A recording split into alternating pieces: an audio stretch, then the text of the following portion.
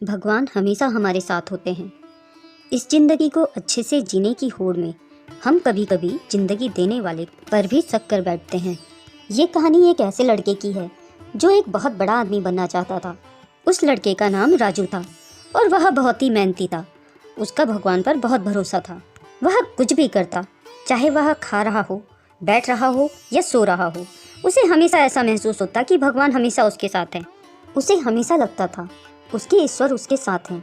जब भी वह समुद्र के किनारे चलता तो उसे दो पैरों के निशान दिखाई देते, एक खुद के और दूसरे भगवान के। उसे हमेशा यह लगता कि जैसे भगवान उसके साथ हैं। वह हमेशा भगवान से बात करता था। धीरे धीरे करके वह लड़का बहुत मेहनत करता चला गया और बहुत सफल हो गया। अपनी मेहनत और परिश्रम से वह उस क्षेत्र का सबसे अमीर आदमी बन गया।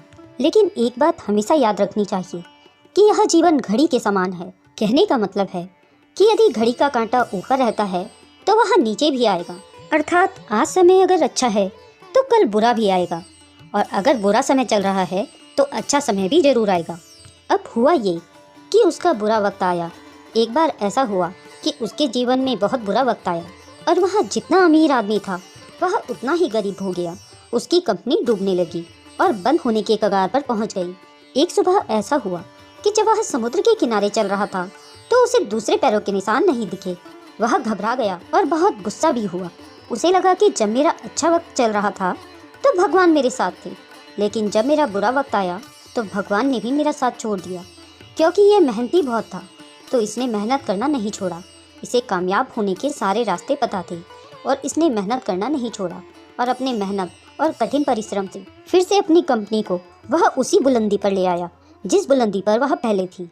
कुछ दिनों के बाद से फिर से इसने महसूस किया कि समुद्र के किनारे फिर से दो पैरों के निशान बनने लगे हैं। लेकिन राजू भगवान से बहुत गुस्सा था।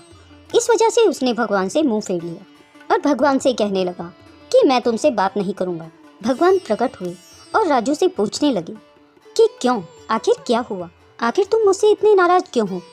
तो राजू ने कहा कि जब मेरा अच्छा वक्त चल रहा था तो आप मेरे साथ थे, लेकिन जब मेरा बुरा वक्त आया तो आपने भी मेरा साथ छोड़ दिया।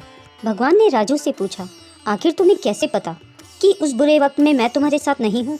तब राजू ने कहा कि जब मेरा अच्छा वक्त चल रहा था तो मुझे दो पैरों के निशान दिख रहे थे, एक मेरा और दूसरा आपके पैरों का। लेकिन जब मेरा बुरा वक्त आया तो सिर्फ मेरे ही पैरों के निशान थे।